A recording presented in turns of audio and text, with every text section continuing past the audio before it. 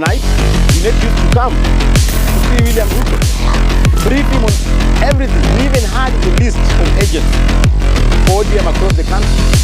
Wenye nchi, how are you doing? I hope you are good. I hope you are having a fine weekend. Now, in this week that has just ended,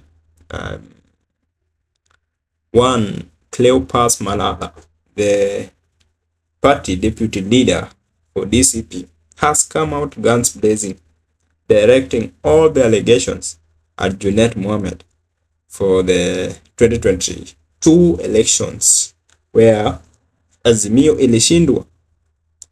And so, easy allegations see bit pricey. They are not things to be taken lightly, because he has gone saying that Junet was going to meet Ruto at night, Juye ndio right hand man wa Ruto, and all that. I want us to dig, to have a dive into this and dig deeper and see what is, can these claims be hold water, or they're just propaganda. Let's listen to the interview first before we continue. I feel very bad right now when I see a party that has been built for 20 years, a party like ODM, being auctioned in a very casual way to William Ruto. And I want to put this blame totally on one Junet Mohamed. Junet Mohamed has been Baba's right-hand man for a very long epoch. Junet Mohamed was the one who was mandated even to ensure that Baba takes his medicine on time. Junet Mohamed was even more than or closer to Baba than even his children. Baba really entrusted Junet with his life. Sadly, he's the one who has caused Baba to lose all the elections.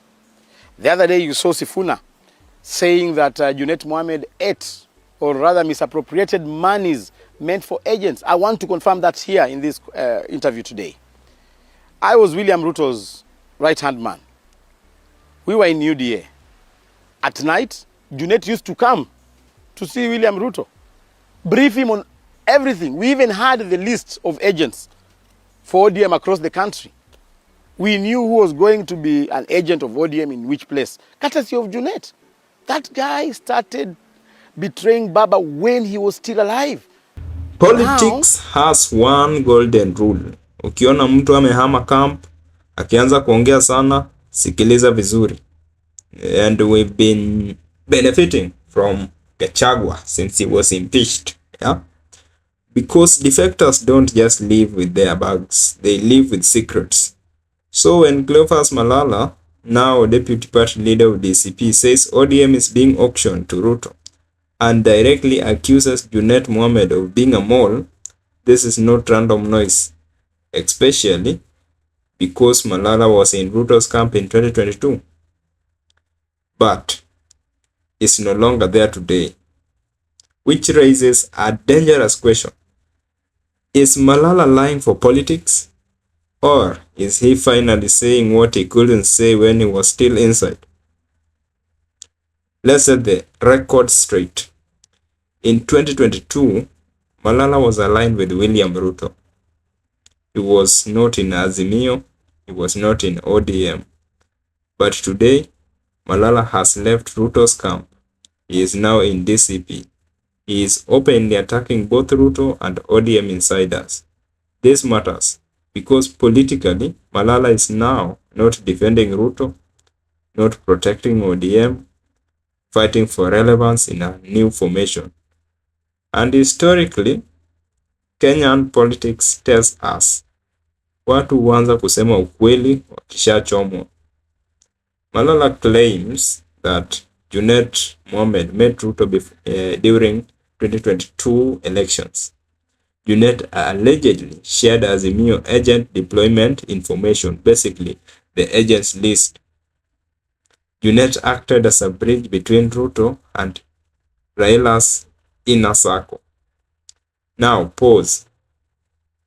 This is not a kawaida allegation like fulani anapenda power. No. This is operational sabotage being alleged. And here's the problem for ODM. Malala is not the only one whose story points in that direction. Saitabao Olekanchori, Raila's chief agent, later also revealed in an interview in Fixing the Nation that agents lists were changed frequently, sometimes last minute, without vetting, by someone more powerful than him. Mind you, he was the Raila's chief agent. Someone very close to Raila. Let that sink in. Kanchori did not name Junet, but he implied so. But Malala did. But the structure of the story is the same. Different mouths, same skeleton. That's where ODM starts sweating. ODM Secretary General later added fuel, that is, Edwin Sifuna, while in burial in Muranga. He said that 500 million for agents was allegedly mismanaged, and agents were unpaid. Ground operation also collapsed. Now combine the facts. Agents are unpaid, agents are unvetted, agents list is unstable, command is unclear. That is not an election strategy. That is organized confusion. And confusion at that scale only happens when ama watu hawajui kazi ama hawataki ushinde. Let's be intellectually honest. Malala was in Ruto's camp in 2022. Has since left. Now speaks freely. That does not automatically make him truthful, but it does mean one thing. He could have heard things while inside. He could have connected dots later, or he could be settling political scores. But here's the catch. Propaganda usually collapses when tested. This story keeps surviving new testimonies. That's the scary part. Let's flip the coin. Could this be DCP trying to weaken ODM? Malala building relevance? Ruto's old camp enjoying ODM chaos? Absolutely. Politics thrives on chafua kwanza, ukweli baadaye. But even smear campaigns need a credible ingredients. And here, the agent confusion, money allegations, and insider testimonies, they refuse to disappear. This story is back because ODM is drifting closer to government, internal dissent is being silenced, 2027 is approaching.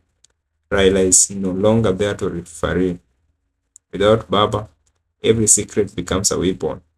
And the 2022 election is the biggest unresolved ghost in ODM. So let's conclude soberly. Cleophas Malala. He was in Ruto's camp in 2022.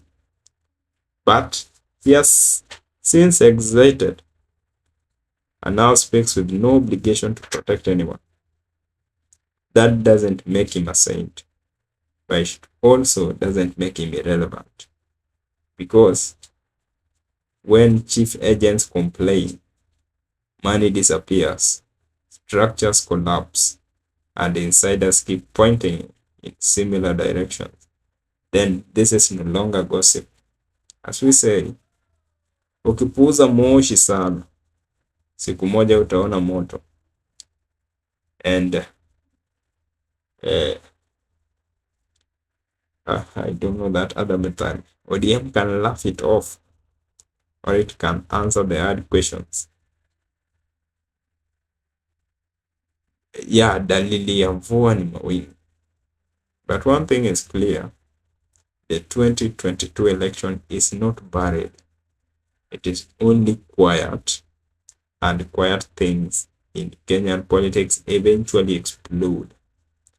That's all from HiiStory.